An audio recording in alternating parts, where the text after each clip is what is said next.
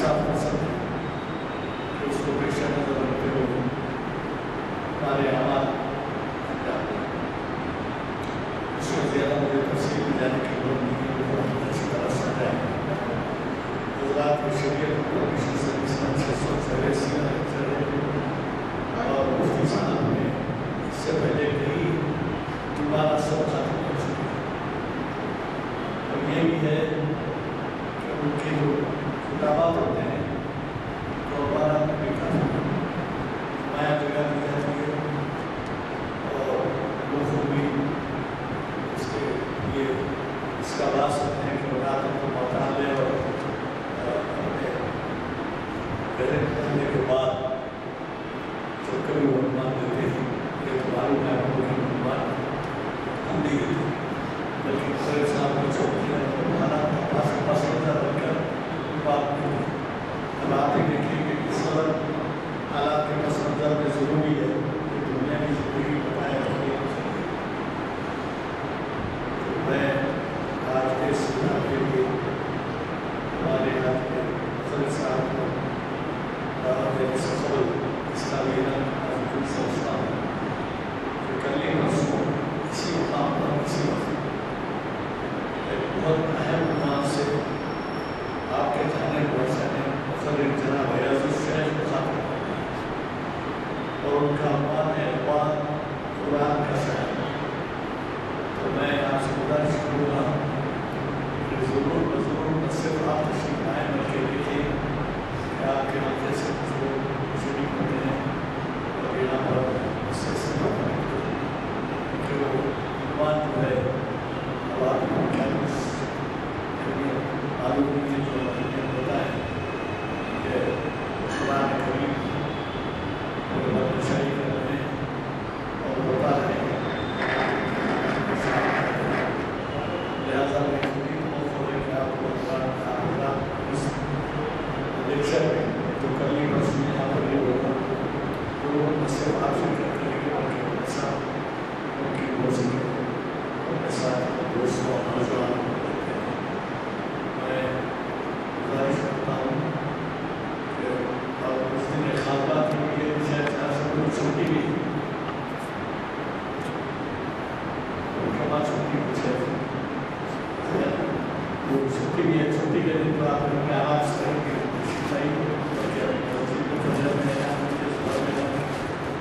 یہ جو ہمارے بچے چلتے ہیں ان کا اعلان نہیں اور ہمارے دیتے ہیں تو میں ہمارے آج کے مفتی صاحب سے گزارش کروں گا کہ اسے لائیں اور ہمیں اپنے عنوان کے خطاب سے سفر حاصل بسم الله الرحمن الرحيم الحمد لله نحمده ونستعينه ونستغفره ونعوذ بالله من شرور انفسنا ومن سيئات اعمالنا من يهده الله فلا مضل له ومن يضلل فلا هادي له ونشهد ان لا اله الا الله وحده لا شريك له ونشهد أن سيدنا ومولانا محمدا عبده ورسوله أما بعد فأعوذ بالله من الشيطان الرجيم بسم الله الرحمن الرحيم وما هذه الحياة الدنيا إلا لهو ولعب وإن الدار الآخرة هي الحيوان لو كانوا يعلمون وقال تعالى في موضع آخر زين للناس حب الشهوات من النساء والبنين والقناطير المقنطرة من الذهب والفضة والخيل المسومة والأنعام والحرث ذلك متاع الحياة الدنيا والله عنده حسن المآب قل أنبئكم بخير من ذلكم للذين اتقوا عند ربهم جنات تجري من تحتها الأنهار خالدين فيها وأزواج مطهرة ورضوان من الله والله بصير بالعباد صدق الله العظيم۔ جگہ کی لگانے کی دنیا نہیں ہے، جگہ کی لگانے کی دنیا نہیں ہے، یہ عبرت کی جا ہے تماشا نہیں ہے۔ جہاں میں ہے عبرت کے ہر سو نمونے، مگر تجھ کو اندر کیا قوموں نے۔ کبھی غور سے بھی دیکھا ہے تو نے، جو معمول تھے وہ پہل اب ہے سونے۔ جگہ کی لگانے کی دنیا نہیں ہے، یہ عبرت کی جائے تماشا نہیں ہے۔ ملے خاک میں عہد شاہ کیسے کیسے، مکی ہو گئے لا مکہ کیسے کیسے، ہوئے نام پر بے نشاں کیسے کیسے، زمین کھا گئی آسمان کیسے کیسے۔ جگہ کی لگانے کی دنیا نہیں ہے، یہ عبرت کی جائے تماشا نہیں ہے۔ اجل نے نہ کسرا ہی چھوڑا نہ دارا، اسی سے سکندر سماتے بہارا۔ ہر ایک چھوڑ کے کیا کیا حسرت سدھارا،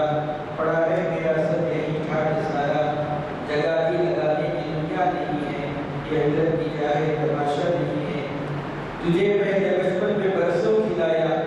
جوانی نے پھر تجھ کو مجنون بنایا۔ بڑھاپے میں پھر آگے کیا کیا ستایا، اجل تیرا کرنے کی بالکل صفایا۔ جگہ کی لگانے کی دنیا نہیں ہے، یہ عبرت کی جائے تماشا نہیں ہے۔ یہی تجھ کو دنیا رہوں سب سے بالا، ہو زینت نرالی ہو فیشن نرالا۔ جیا کرتا ہے کیا یوں ہی پڑھنے والا، تجھے حسن ظاہر نے دھوکے میں ڈالا۔ کوئی بھی غفلت کی ہے انتہا بھی، جنون چھوڑ کر وہ ہوش میں آبی۔ جگہ کی لگانے کی دنیا نہیں ہے، یہ عبرت کی جائے تماشا نہیں ہے۔ محترم گرامی قدر حاضرین کرام، جیسا کہ عنوان سے ظاہر ہے کہ دنیاوی زندگی متاع حقیر و مقیم، یہ دراصل جو عنوان دیا گیا ہے وہ قرآن مجید کی بیشتر آیات میں اللہ رب العزت نے اس مضمون کو ذکر فرمایا ہے۔ اور اللہ رب العزت نے جہاں ہم انسانوں کی تخلیق فرمائی ہے، وہیں اللہ رب العزت نے ہمیں ایسی طبیعت سے نوازا ہے کہ اللہ رب العزت نے اس طبیعت میں ہمارے اندر اچھائی اور برائی کی تمیز رکھی ہے۔ یعنی ہم کسی چیز کو دیکھ کر یہ محسوس کرنے لگتے ہیں کہ یہ چیز اچھی ہے یا بری ہے۔ احادیث میں اللہ کے رسول صلی اللہ علیہ وسلم کی یہ بات منقول ہے کہ اللہ کے رسول صلی اللہ علیہ وسلم نے یہ فرمایا کہ جو چیز تمہارے دل کے اندر کھٹکے وہ برائی، یعنی جس چیز کے کرنے میں تمہیں تردد ہو، شک ہونے لگے کہ یہ چیز کیا اچھی ہے یا برائی ہے، تو ایسی صورت میں تم اس چیز سے باز آ جاؤ۔ یعنی ہماری اللہ کے رسول صلی اللہ علیہ وسلم نے ہماری طبیعت کو یہ فرمایا ہے کہ اس کے اندر اچھائی اور برائی کرنے کی تمیز ہے۔ اور اللہ کے رسول صلی اللہ علیہ وسلم نے فرمایا کہ جب نیکی کرتے ہیں تو ایسی صورت میں وہ نیکی تمہارے دل کے اندر مسلط کے جذبات کو معمور کر دیتی ہے۔ تو میرے بھائیوں، جہاں اللہ رب العزت نے ہمیں ایسی پاکیزہ طبیعت رکھی ہے، وہیں ہم دیکھتے ہیں کہ بہت سی مرتبہ ہم لوگ دنیا کی چکا چوند اور برق زندگی کے اندر ہم اس طریقے سے غرق ہو جاتے ہیں کہ ہمیں پتہ ہی نہیں چلتا ہے کہ ہمیں ایک نہ ایک دن اس دنیا کو چھوڑ کر حقیقی اور دائمی زندگی کی طرف لوٹنا ہے۔ اللہ رب العزت نے اسی پیغام کے لیے حضرات انبیاء علیہ السلام کو پیدا فرمایا، اور جہاں اللہ کے رسول صلی اللہ علیہ وسلم نے توحید و رسالت کی دعوت کی ہے، وہیں تیسرا جو عقیدہ اللہ کے رسول صلی اللہ علیہ وسلم نے صحابہ کرام نے اور امت کے سامنے پیش کیا ہے وہ عقیدہ آخرت۔ عقیدہ آخرت، جہاں عقیدہ آخرت کا تذکرہ کیا گیا تو بہت سے کفار مکہ نے آپ صلی اللہ علیہ وسلم کا مذاق اڑایا، اور بہت سے لوگوں نے یہ کہا کہ جب ہم مر کر مٹی ہو جائیں گے تو کیا ایسی صورت میں ہماری اثر تو پیدائش ہوگی، اِنَّا لَفِي خَلْقٍ جَدِيدٍ، کیا ایسی صورت میں ہم دوبارہ اثر نو نئے کر کے پیدا کیے جائیں گے؟ ان لوگوں کو یہ بات ہضم ہی نہیں ہوتی تھی۔ بعض لوگوں نے جو ہے اللہ کے رسول صلی اللہ علیہ وسلم کے سامنے مردے کے جو ہے ہڈیاں لا کر آپ صلی اللہ علیہ وسلم کے سامنے ریزہ کرنے کے بعد یہ کہنے لگے کہ کیا ایسی ریزہ ہو جانے والے ہڈی کو اللہ رب العزت دوبارہ پیدا کرے۔ اللہ رب العزت نے قرآن مجید میں فرمایا اللہ الذی یبدأ الخلق ثم یعیدہ وہو اہون علیہ، کہ اللہ رب العزت ہی ہے، وہی ذات ہے جس نے تمہیں پیدا کیا، اول مرحلے میں بھی تمہیں پیدا کیا، اور وہ دوبارہ بھی تمہیں پیدا کرے گا، وہو اہون علیہ، اور دوبارہ پیدا کرنا اللہ رب العزت کے لیے زیادہ آسان ہے۔ اللہ رب العزت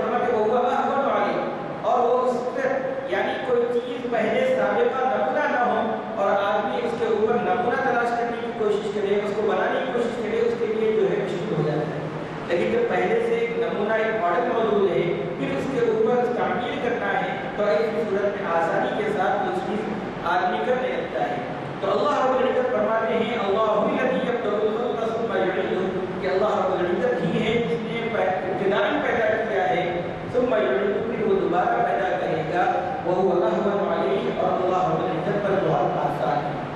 ایک جگہ اللہ رب العزت فرمائے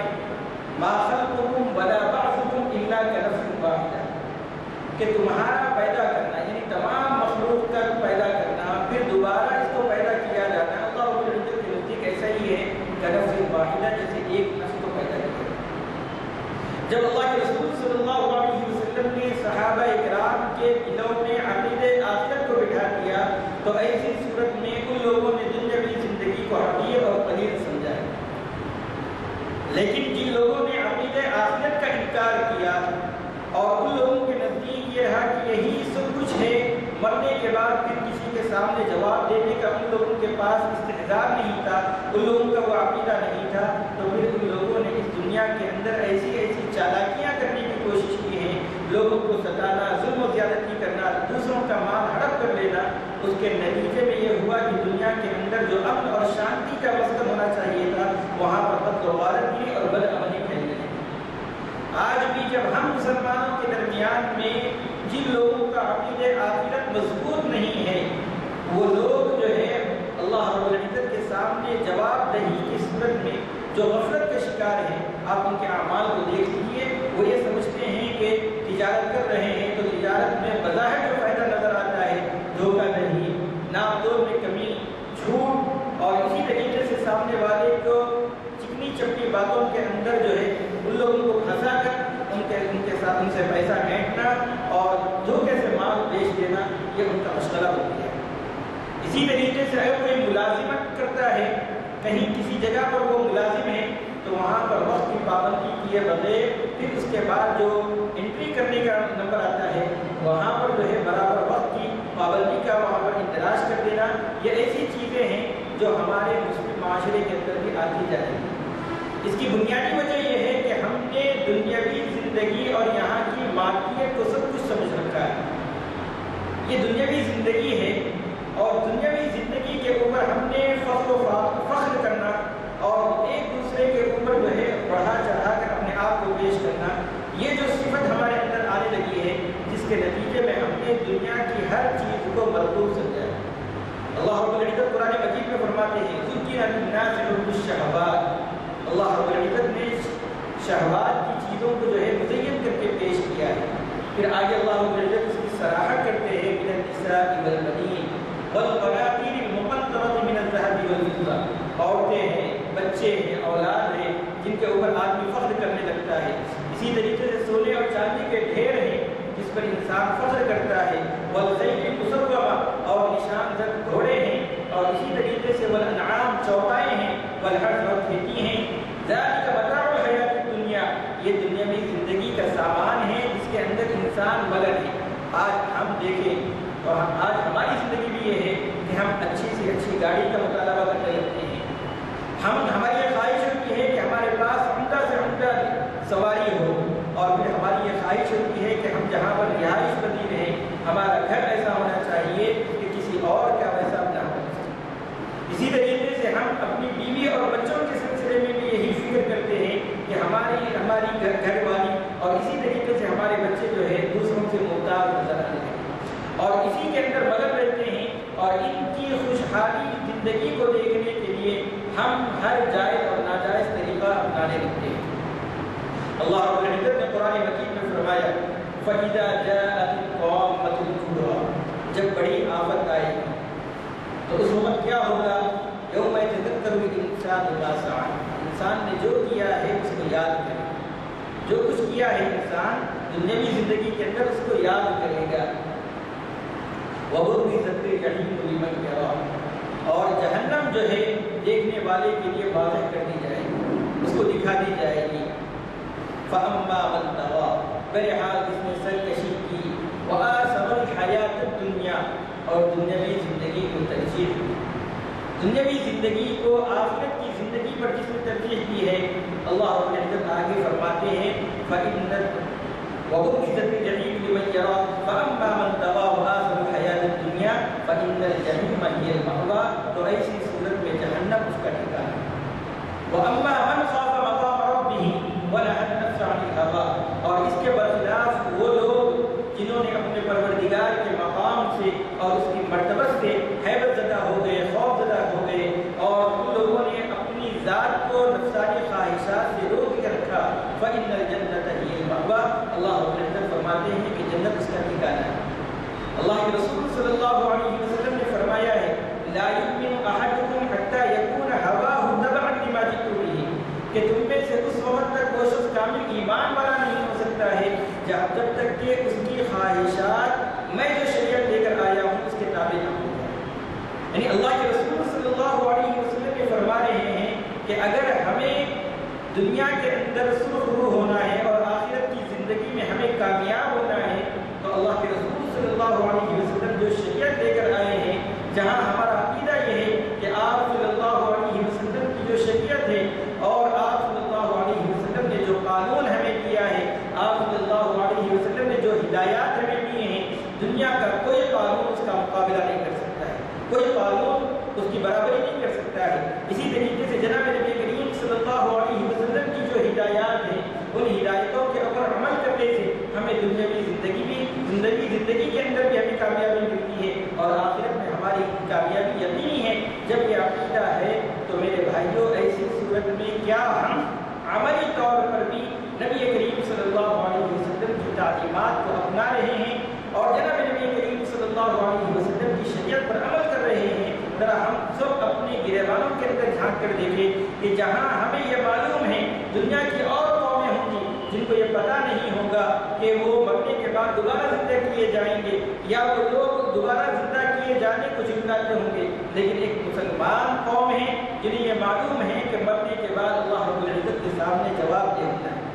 اللہ رب العزت کے سامنے جواب دہ ہونا ہے، لیکن اس کے باوجود دنیاوی چکا چوند روشنیوں کے اندر کھو گئے ہیں اور دنیاوی مادیت کے اندر کھو گئے ہیں، اور اللہ رب العزت نے جہاں ہمیں عقیدہ آخرت کو سمجھایا ہے وہیں اللہ رب العزت نے بتلایا ہے کہ اللہ رب العزت انصاف کرنے والے ہیں، اللہ رب العزت کسی کے اوپر ظلم کرنے والے نہیں ہیں۔ اللہ رب العزت نے پچھلے انبیاء علیہ السلام کے قوموں کو جو ہلاکت و بربادی کے واقعات قرآن مجید میں سنائے ہیں، آخر میں اللہ رب العزت فرماتے ہیں ان واقعات کے بعد وَمَا ظَلَمَهُمُ اللَّهُ وَلَٰكِن كَانُوا أَنفُسَهُمْ يَظْلِمُونَ، کہ وہ اللہ رب العزت ان پر ظلم کرنے والا نہیں تھا لیکن وہ خود اپنے آپ پر ظلم کرنے والے تھے۔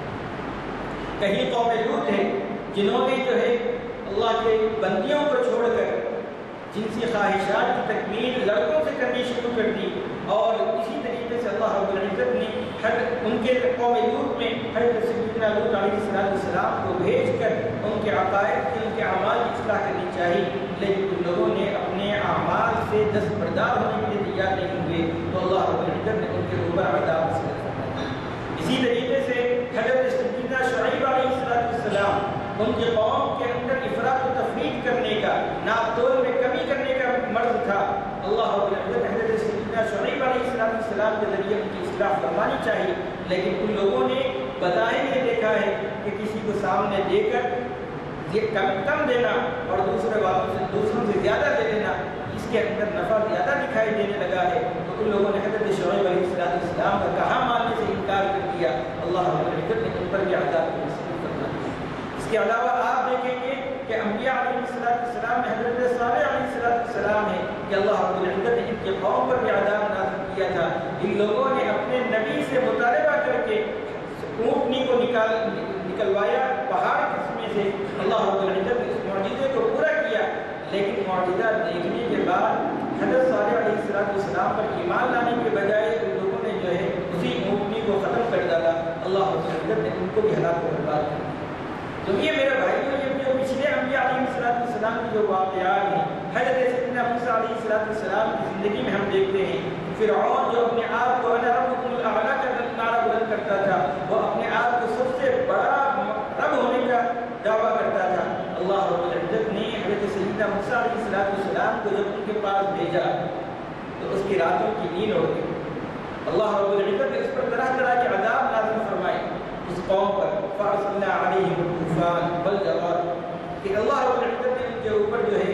برسات، پانی ہی پانی، اس طریقے سے اللہ رب العزت نے ان کے اوپر عذاب مسلط کیا۔ یہ جو ہلکے ہلکے عذابات اللہ رب العزت نے دیے ہیں وہ اس لیے دیے تھے تاکہ وہ اللہ رب العزت کی راہ جو حضرت موسیٰ علیہ السلام بتا رہے ہیں اس پر آ جائے،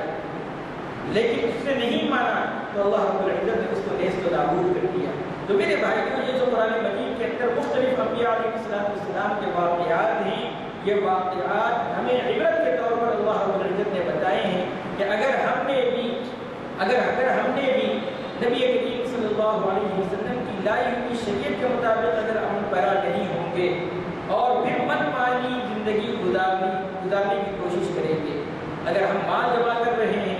اللہ رب العزت نے مال دیا ہے، تو ایسی صورت میں مال جو ہے ہمارے لیے اس وقت وبال جان مل سکتا ہے جب ہم اس کی زکات ادا کریں، اور مال کے جو حقوق ہیں ان حقوق کو ادائیگی اگر ہم سے نہ ہو سکے گی تو ایسی صورت میں مال ہونے کے باوجود جو ہے ایسی صورت میں وہ مال ہمارے لیے وبال جان مل سکتا ہے۔ ایک موقع پر اللہ کے رسول صلی اللہ علیہ وسلم کے سامنے ایک صحابی آئے لیکن ان کے بدن پر جو کپڑے تھے وہ ہلکے سے تھے، معمولی سے تھے، ان کی شایع نشان و کپڑے نہیں تھے۔ اللہ کے رسول صلی اللہ علیہ وسلم نے جب ان کی کیفیت دیکھی تو فرمایا کہ کیا تم مالدار ہو؟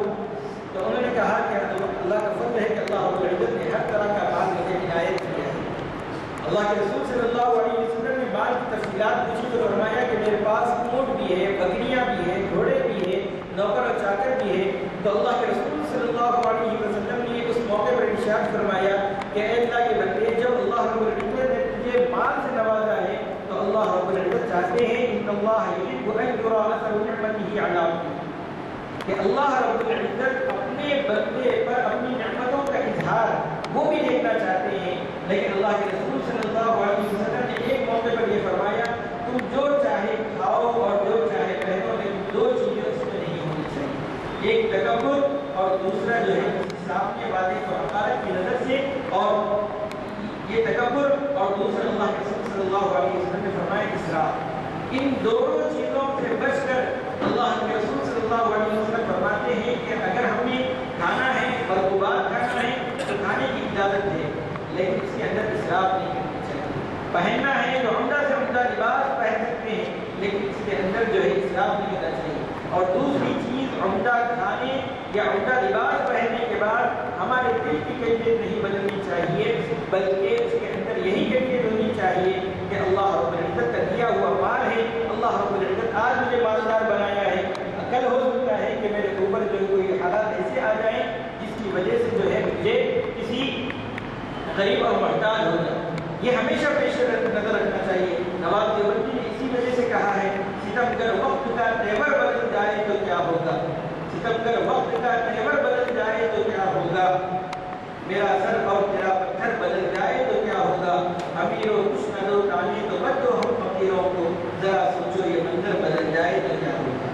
تو میرے بھائیوں، یہ جو دنیاوی زندگی ہے اللہ رب العزت نے قرآن مجید میں فرمایا ہے کہ انما الحیات الدنیا لعب و لہو،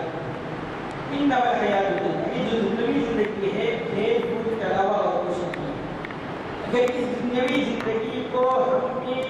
اچھائی کے ساتھ اپنا لیا ہے، جناب نبی کریم صلی اللہ علیہ وسلم کی تعلیمات کے مطابق اگر ہم نے اپنی زندگی گزارتی ہے تو جو آنے والی زندگی ہے اس کے اندر ہم کامیاب ہوں گے اور اس میں کامیابی ہمارا مقدر ہوگی۔ یہ دنیاوی زندگی بہت ہی کم ہے، بہت ہی مختصر ہے، بلکہ بعض صوفیہ کرام نے فرمایا ہے کہ آپ دیکھیں گے ہم جب پیدا ہوتے ہیں تو ہمارے کان میں اذان اور اقامت دی جاتی ہے، اور پھر جب ہمارا انتقال ہو جاتا ہے تو نماز جنازہ پڑھی جاتی ہے، تو اذان، اقامت اور نماز پڑھنے میں جتنے مختصر سا وقت ہے اتنی ہی ہماری زندگی ہے۔ لیکن ہم نے اس دنیاوی زندگی کو جو بہت ہی قلیل ہے،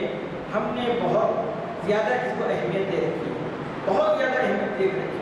بعض صوفیہ کرام یہ فرماتے ہیں کہ اگر دنیاوی زندگی کے اندر بیش بہا قیمتی چیزیں اللہ رب العزت یہاں رکھ دیتے اور اس کے مقابل میں جنت کے اندر کچھ بھی نہیں رکھتے، وہاں پر سوائے خاک اور بہت معمولی چیزوں کے اگر کچھ بھی نہیں ہوتی، تو عقل کا تقاضا یہ تھا کہ وہ پائیدار والی زندگی ہے اور یہ ناپائیدار والی زندگی ہے۔ ہم یہاں پر چونکہ یہاں پر مستقل طور پر نہیں رہنا ہے، ہمیں عارضی طور پر ہمارا قیام ہے۔ اللہ کے رسول صلی اللہ علیہ وسلم نے بھی فرمایا ہے کن فی الدنیا الدنیا کأنک غریب او عابر سبیل، کہ تم دنیا کے اندر ایسے رہو جیسے راہ چلتا مسافر رہتا ہے یا جو ہے کوئی پردیسی رہتا ہے۔ جب اللہ کے رسول صلی اللہ علیہ وسلم نے ہمیں یہاں پر اتنی مختصر سی زندگی کو بتلایا ہے تو ایسی صورت میں صوفیہ کرام فرماتے ہیں کہ تب بھی ہمیں ہماری عقل کا تقاضا یہ ہے کہ ہم اس پائیدار والی زندگی کو اپناتے ہیں، لیکن اس کے برخلاف آپ دیکھیں گے جنت کا تذکرہ کرتے ہوئے اللہ رب العزت نے وہاں پر کیا کیا چیزیں رکھی ہیں، کیا کیا چیزیں رکھی ہیں وہاں پر۔ اللہ رب العزت نے وہاں پر ہر طرح کی ناز و نعمتوں سے اس جنت کو مزین کیا ہوا ہے۔ دنیا کی زندگی کے اندر جو ہم سوچ بھی نہیں سکتے ہیں اللہ رب العزت نے وہ سب کچھ وہاں پر رکھا ہے۔ اللہ کے رسول صلی اللہ علیہ وسلم فرماتے ہیں کہ جنت کے متعلق کسی آنکھوں نے اس کو نہ دیکھا ہے، کسی کانوں نے اس کا تبصرہ نہیں سنا ہے، اور اسی طریقے سے کسی کے وہم و گمان کے اندر بھی وہاں کی جو ہے لذت اور اس کی وہاں کی جو نعمتیں ہیں اس کا تصور بھی نہیں آیا ہے۔ اتنی بلند و بالا وہ جنت ہے، اس کے حصول کے لیے ہمیں اس دنیا کی زندگی کو سنوارنا ہوگا، اس لیے کہ وہ جو زندگی ملنے والی ہے اس کا پورا دار و مدار اس دنیا کی زندگی پر رکھا گیا ہے۔ اگر یہاں پر ہم نے بہت اچھے طریقے سے جناب نبی کریم صلی اللہ علیہ وسلم کے اسوے کو اپناتے ہوئے آپ صلی اللہ علیہ وسلم نے کس طریقے سے زندگی گزاری ہے، اگر ہم اس دنیا کی زندگی کے اندر ایسے ہی اپنے آپ کو عمل کرا رہیں گے تو اللہ رب العزت کی ذات سے امید ہے کہ اللہ رب العزت ہمیں یقیناً سرسرو فرمائے گا۔ اللہ رب العزت نے جہاں پر دنیاوی ساز و سامان کا تذکرہ کیا ہے اس کے مقابلے میں فرمایا قل اؤنبئکم بخیر من ذلک، کہ آپ کہہ دیجیے کہ کیا میں تمہیں اس سے بہتر والی زندگی کا نہ بتاؤں، اس سے بہتر جو چیز ہے وہ نہ بتاؤں۔ اس کے بعد اللہ کے رسول صلی اللہ علیہ وسلم پر یہ آیت نازل ہوئی قل اؤنبئکم بخیر من ذلک للذین اتقوا عند ربہم، جو لوگ متقی ہیں۔ متقین کس کو کہتے ہیں؟ صاحب جلالین نے فرمایا الامتثال بأوامر اللہ، یعنی اللہ کے حکموں کو بجا لانے والے، اللہ کے حکموں کو بجا لانے والے، واجتناب النواہی، اور اللہ رب العزت نے جن چیزوں سے منع فرمایا ہے، شریعت نے جن چیزوں سے منع فرمایا ہے ان چیزوں سے بچنے والوں کو متقین کہا جاتا ہے۔ تو اللہ رب العزت کے حکموں کو بجا لانے والے اور اللہ رب العزت نے جن چیزوں سے منع فرمایا ہے ان چیزوں سے بچنے والوں کو متقین کہا جاتا ہے۔ ان متقین کے لیے کیا ہوگا؟ تو للذین اتقوا عند ربہم جنات، کہ متقین کے لیے اللہ رب العزت کے نزدیک جو ہے ان کے پروردگار کے نزدیک جنات تجری من تحتها الانہار، جس کے نیچے سے نہریں جاری ہوں گی، خالدین فیہا۔ عام طور پر کبھی ہم پارکوں میں گھومنے جاتے ہیں، کوئی خوشنما منظر دیکھنے کے لیے ہم لوگ جاتے ہیں تو وہاں پر 1 گھنٹہ 2 گھنٹے زیادہ سے زیادہ 1 دن 2 دن، اور اگر کوئی بہت زیادہ ہو تو 1 مہینہ 2 مہینے وہاں پر رہ کر ہم واپس آ جاتے ہیں۔ لیکن یہ جو جنت ہے اس میں خالدین فیہا، ہمیشہ ہمیشہ اس کے اندر رہیں گے۔ پھر اس میں کیا ہوگا؟ وَأَزْوَاجٌ مُطَهَّرَةٌ، پاکیزہ بیویاں ہوں گی، پاکیزہ بیویاں ہوں گی، یعنی وہاں پر اللہ رب العزت دنیا کی بیوی کے علاوہ بھی اللہ رب العزت وہاں پر حور عطا فرمائیں گے۔ یہ جو اللہ رب العزت نے رکھا ہے اس کے علاوہ سب سے بڑی جو نعمت ہے وَرِضْوَانٌ مِّنَ اللَّهِ، اللہ رب العزت کی رضا، اللہ رب العزت کی جو رضا ہے یہ سب سے بڑی نعمت ہے، اور اللہ رب العزت وہاں پر جنتیوں سے راضی ہوں گے، رضی اللہ عنہم ورضوا عنہ، وہ اللہ سے راضی ہوں گے اور اللہ ان سے راضی ہوں گے۔ تو میرے بھائیوں، ایسی جنت کے حصول کے لیے یہ جو دنیاوی زندگی ہے اس کے انہماک، اس میں ہم منہمک ہو کر اصل زندگی سے غفلت اور لاپرواہی نہ کریں، اصل زندگی سے غفلت اور لاپرواہی نہ کریں۔ اللہ کے رسول صلی اللہ علیہ وسلم نے اپنی سب سے پیاری بیوی حضرت عائشہ رضی اللہ عنہا سے یہ فرمایا ہے کہ اگر تم مجھ سے کامل اتصال چاہتی ہو، اللہ کے رسول صلی اللہ علیہ وسلم فرماتے ہیں کہ تم اگر مجھ سے کامل اتصال چاہتی ہو تو تمہیں دنیا بس اتنی کافی ہو جانا چاہیے جیسے ایک مسافر کے لیے جو اس کا سامان ہوتا ہے جو کافی ہو جاتا ہے، اتنا ہی تمہیں جو ہے دنیاوی زندگی کافی ہو جانی چاہیے۔ اور اللہ کے رسول صلی اللہ علیہ وسلم نے ان سے فرمایا کہ تم اپنے لباس کو اس وقت تک پرانا مت سمجھو جب تک کہ اس کے اندر پیوند نہ لگ جائے۔ یہ کس سے فرما رہے ہیں؟ اپنی سب سے پیاری بیوی حضرت عائشہ رضی اللہ عنہا سے فرما رہے ہیں کہ اگر جس طریقے سے تم دنیا کے اندر مجھ سے متصل ہوتی ہے اور مجھ سے کامل اتصال اگر آخرت کے اندر بھی رہنا چاہتی ہو تو اس کے لیے کیا کرنا پڑے گا؟ بالکل دنیا کی زندگی سے قطع تعلق کر لے گی، اور پھر دنیا کے اندر رہنا جو ہے ہمیں تو اس سے کتنا فائدہ اٹھانا ہے۔ تو اس سلسلے میں فرمایا کہ جیسے مسافر کے لیے وہ جتنا ساز و سامان اپنے لیے رکھتا ہے، ضروریات زندگی کا جو سامان وہ اپنے ساتھ رکھتا ہے، اتنا ہی ہونا چاہیے۔ پھر اللہ کے رسول صلی اللہ علیہ وسلم نے آگے وضاحت فرماتے ہوئے کہا کہ اپنے کپڑے کو اس وقت تک پرانا نہ سمجھو جب تک کہ اس کے اندر پیون نہ لگا لے۔ تو میرے بھائیوں، اللہ کے رسول صلی اللہ علیہ وسلم نے اپنے نوازوں کی کس طریقے سے پرورش فرمائی ہے۔ کسی نوازوں کے منہ میں آپ نے بیت المال کا جو ہے 1 روپیہ ان کے منہ میں تھا، اللہ کے رسول صلی اللہ علیہ وسلم نے اس سے نکال دیا۔ مشکاۃ شریف کے اندر ایک واقعہ ہے کہ اللہ کے رسول صلی اللہ علیہ وسلم کی عادت مبارکہ اس کے اندر ذکر کیا گیا ہے کہ آپ صلی اللہ علیہ وسلم جب مدینہ منورہ سے باہر تشریف لے جاتے تو سب سے آخر میں جس گھر سے رخصت ہوتے تھے وہ حضرت سیدہ فاطمہ رضی اللہ عنہا کا گھر ہوتا ہے۔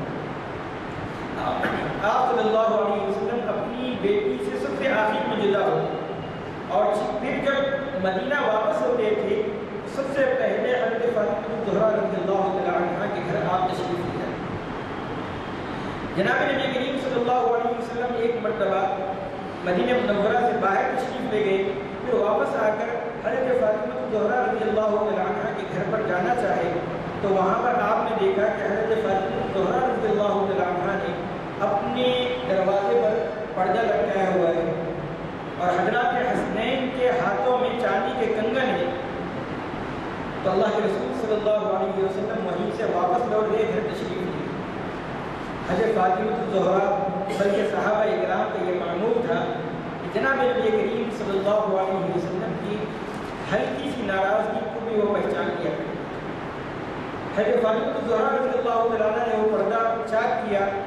اور حضرات حسنین کے ہاتھوں سے وہ کڑے نکال کر اس کو توڑ کر اللہ کے رسول صلی اللہ علیہ وسلم کے پاس اسی نوازوں کے ہاتھوں سے بھیج دیا۔ وہ دونوں نوازے آپ صلی اللہ علیہ وسلم کی خدمت میں ایسے آئے کہ وہ رو رہے تھے، اس لیے کہ چھوٹے چھوٹے بچے تھے، ان کے ہاتھ میں جو کڑے تھے اس کو نکال کر توڑ دیا جائے تو ان کا جو صبر تھا وہ ٹوٹ گیا اور وہ روتے ہوئے اللہ کے رسول صلی اللہ علیہ وسلم کی خدمت میں آئے۔ اللہ کے رسول صلی اللہ علیہ وسلم نے جو صحابہ رسول وہاں پر موجود تھے ان سے کہا کہ یہ لیا کر فلاں قریب گھرانے کے اندر دے دیا جائے۔ پھر آپ نے فرمایا کہ آل رسول جو زینتیں ہیں وہ زیب نہیں دیتی۔ تو میرے بھائیوں، اللہ کے رسول صلی اللہ علیہ وسلم نے جہاں اپنے لیے فخر و فخر کو پسند فرمایا ہے وہیں اپنے گھرانوں کے لیے بھی اللہ کے رسول صلی اللہ علیہ وسلم نے اسی چیز کو ترتیب دی اور اسی کو ترجیح آپ صلی اللہ علیہ وسلم نے دی ہے۔ تو میرے بھائیوں، ہم لوگوں کو سمجھنا چاہیے کہ ہم نے دنیاوی زندگی کے اندر کس طریقے سے منہمک ہو کر ہم نے کتنوں کے حقوق ضائع کر دیے، کتنوں کے حقوق ضائع کر دیے، اور پھر ہم اگر اللہ رب العزت کے عذاب کے منتظر ہیں تو سمجھ لیجیے اللہ رب العزت فرماتے ہیں نمتعہم قلیلا ثم نضطرہم الی عذاب غلیظ، کہ ہم ان کو دنیا کے اندر تھوڑا سا فائدہ پہنچاتے ہیں پھر ان کو سخت عذاب کی طرف مجبور کر دیتے ہیں۔ اور اللہ رب العزت نے قرآن مجید میں مجرمین کا حال بیان کرتے ہوئے فرمایا وَوَضِعَ الْكِتَابَ فَتَرَى الْمُجْرِمِينَ مُشْفِقِينَ مِمَّا فِيهِ وَيَقُولُونَ يَا وَيْلَتَنَا مَا لِهَذَا الْكِتَابِ لَا يُغَادِرُ صَغِيرَةً وَلَا كَبِيرَةً إِلَّا أَحْصَاهَا وَوَجَدُوا مَا عَمِلُوا حَاضِرًا۔ جب کتاب رکھ دی جائے گی، نام اعمال رکھ دیے جائیں گے تو مجرمین اس کے اندر جو اندراج کیا ہوئے اعمال ہیں ان کی وجہ سے گھبرائے ہوئے ہیں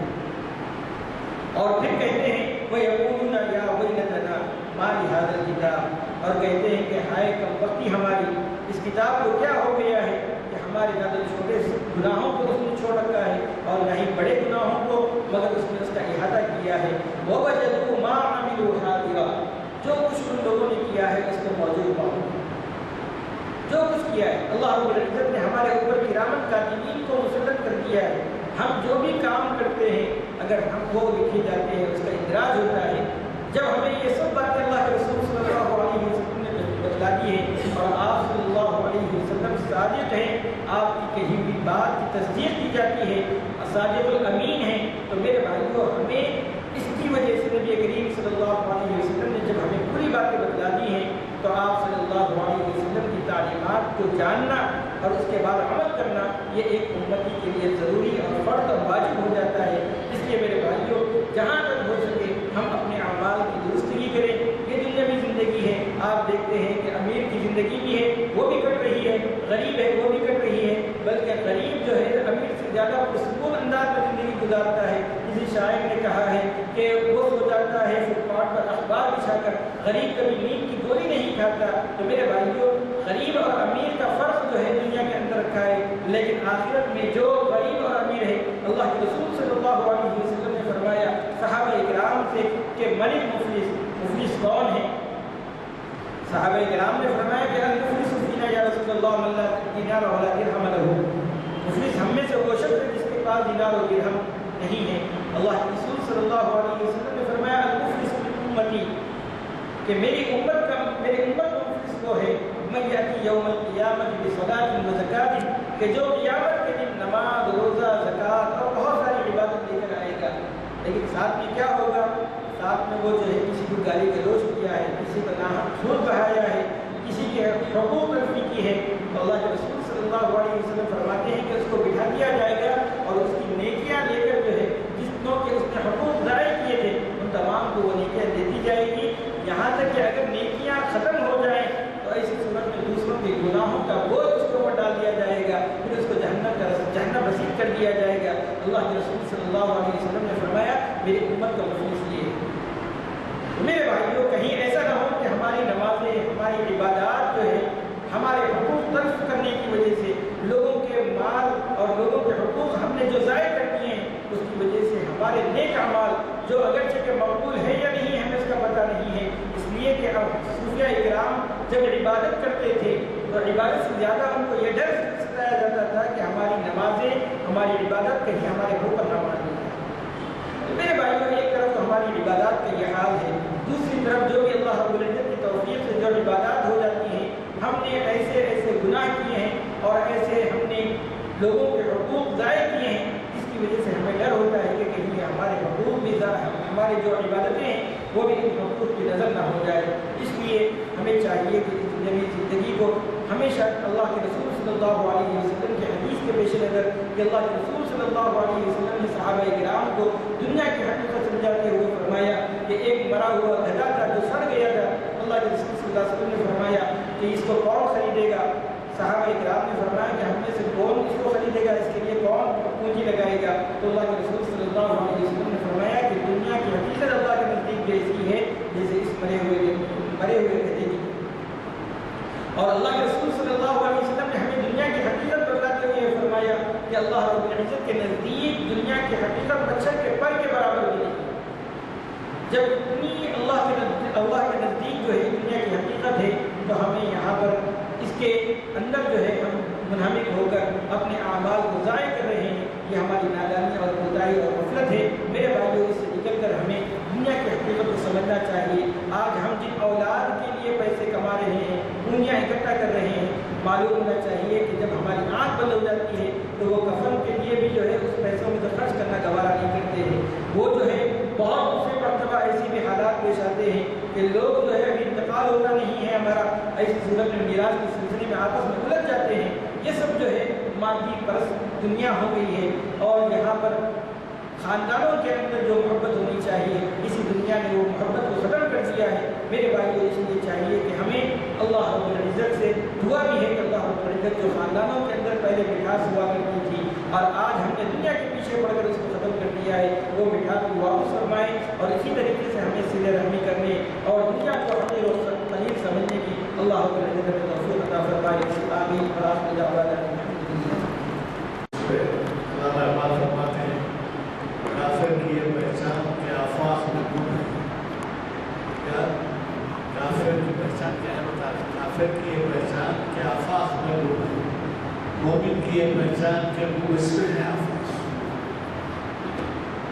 تب آپ جس پر نظر میں شعر پڑا جا رہا ہے وہ آپ سمجھ گئے۔ دوسرا شعر بھی آپ کو فرمایا، وہ شعر بھی نوٹ کرنے کے قابل ہے۔ سو جاتے ہیں مزدور بیچاری فٹبال پہ اخبار بچھائی ہے وہ ایک کی گولی کو بھی نہیں کھاتے. تو یہ جو ایک کا نصیب ہے وہ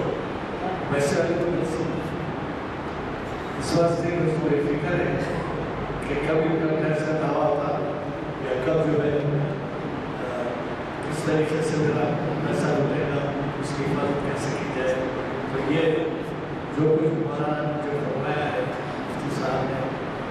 وہ اس کو قابل عمل ہونا چاہیے اور طریقہ کوشش کرنی چاہیے کہ ایسے کتابات سے جو استفادہ آئے وہ مل سکے. اللہ تعالیٰ سے یہی دعا کرنا ہے کہ اس کی توفیق دے کہ جو سنتے ہیں اس کا عمل ہو. دیکھیے تینوں چیزیں عین سے آتی ہیں: علم، عمل اور عین قوت. قوت، علم، عمل. اب آپ یہ دیکھ لیجیے کہ علم نہ ہو تو کیسی زندگی ہوتی، پھر عمل نہ ہو. عمل کا شعر ہے، عمل کرنا. عمل سے زندگی بنتی ہے جنت کی جہنم کی. یہ خاکی اپنی فطرت میں نہ ہوئی ہے نہ آئی. تو علم، عمل اور پھر اس کے بعد اللہ تعالیٰ نے عمر دیا. جب عمر دی ہے تو اس کا مطلب یہ ہے کہ اس کو صحیح استعمال ہونا چاہیے. چونکہ عمر ملی ہے اس لیے آپ سوچتے رہیں گے کہ ہم آئندہ کریں گے، ایسا کریں گے، ایسا کریں گے. جو عمر ہے وہ ابھی نہیں اس عمر میں نہیں. میں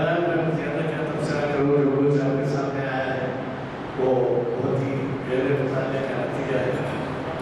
جو ایک بھی تباہ ہے ہمارے مفتی صاحب آیا ہمارے جو کوئی آتے ہیں اس کا دباؤ ہے. صرف سوال یہ ہے کہ ہم جب سن کے جاتے ہیں دوسرے کی بات نہیں ہونی چاہیے کہ بات آج مفتی صاحب نے کیا کچھ نہیں کہا اور کیا بہتر کتاب رہا اور ہمارا ہے. سوال یہ ہے کہ اس کا وہ اس کی